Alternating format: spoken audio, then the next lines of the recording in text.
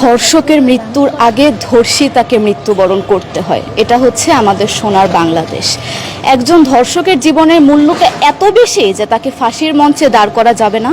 আমরা বাংলাদেশে কয়জন ধর্ষকের নাম জানি যাকে কঠোর থেকে কঠোরতম শাস্তি দেওয়া হয়েছে, যাকে ফাঁসির মঞ্চে দাঁড় করা হয়েছে? আমরা কি আদৌ কেউ জানি না।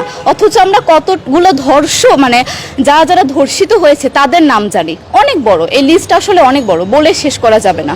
কুমিল্লার তনু, মাগুরার আসিয়া, 2 দিন আগেও কিশোরগঞ্জে 8ম শ্রেণীর একটি ছাত্রীকে বাসা থেকে তুলে নিয়ে ধর্ষণ করা হচ্ছে। বাবার হাতে মেয়ে ধর্ষিত হচ্ছে, ভাইয়ের হাতে বোন ধর্ষিত হচ্ছে। আমরা আসলে নিরাপদটা কোথায়? আমার মনে হচ্ছে আমরা যেন আইয়ামে জাহিলিয়া যুগে চলে গিয়েছি।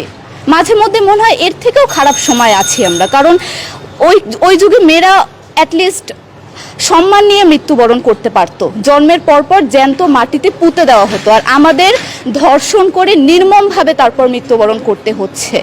যদি সরকার আমাদের ওই নিরাপত্তা নাই দিতে পারে, তাহলে সরকারের কাছে আমাদের অনুরোধ, আমাদের জ্যান্ত মাটিতে পুঁতে দেখ। আমরা বেঁচে থাকতে চাই না, আমরা সম্মান নিয়ে মৃত্যুবরণ করতে চাই।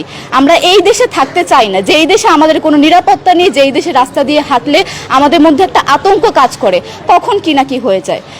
আইন উপদেষ্টা বললেন যে ধর্ষকের নাকি ফাঁসি দেওয়া সম্ভব হবে না, তাহলে নাকি নিরীহ মানুষকেও মাঝে মধ্যে ফাঁসির ব্যবস্থা করা, মিথ্যা মামলায় ফাঁসিয়ে দিয়ে ফাঁসির ব্যবস্থা করা হতে পারে।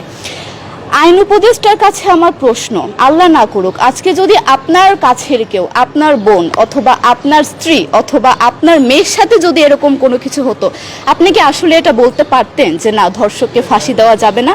কোনোদিনও পারতেন না। আপনি সবার আগে তার ফাঁসির ব্যবস্থা করতেন, সম্ভব হলে নিজের হাতে মেরে ফেলতেন। তাহলে আমাদের বেলায় কেন এত বৈষম্য? আমরা কি দোষ করেছি? আমরা কি নারী না? আমরাও তো কারো বোন, আমরাও তো কোনো বাবার সন্তান, আমাদেরও তো বেঁচে থাকার অধিকার আছে, তাই না? কিছু হলে মেয়েদের পোশাকের দোষ দেওয়া হয়। আমার কাছে প্রশ্ন, একটা 8 বছরের শিশুর মধ্যে এরকম কি থাকতে পারে যেটা একটা পুরুষকে অ্যাট্রাক্ট করবে, যেটা একটা পুরুষকে সিডিউস করবে? সেরকম হলে আসলে ধর্ষণ করা হতো সবসময় প্রাপ্তবয়স্ক মহিলাকে। কিন্তু আমরা আসলে পরিসংখ্যান গবেষণা করলে দেখতে পারি যে ধর্ষক সবচেয়ে বেশি করা হচ্ছে শিশুদেরকে, কিশোরীদের সবচেয়ে বেশি ধর্ষণ করা হচ্ছে। দৃষ্টিভঙ্গি পরিবর্তন করুন, চিন্তা ভাবনা পরিবর্তন করুন, ধর্ষকদের আইনের আওতায় আনুন।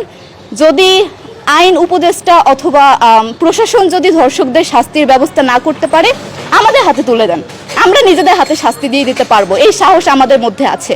বেঁচে থাকার জন্য আমাদের যতটা কঠিন হতে হবে, আমরা কঠিন হওয়ার জন্য প্রস্তুত আছি। আমরা ফাঁসি চাই, ধর্ষকদের কঠোর থেকে কঠোরতম শাস্তি চাই। যতদিন না পর্যন্ত ফাঁসি দেওয়া হবে, যতদিন না পর্যন্ত ধর্ষকদের শাস্তির ব্যবস্থা করা হবে, আমরা আমাদের আন্দোলন অব্যাহত রাখবো। দরকার হলে আমরা শিক্ষা প্রতিষ্ঠান বন্ধ করে দিব, তবুও আমরা থামবো না। এটাই আমাদের দাবি।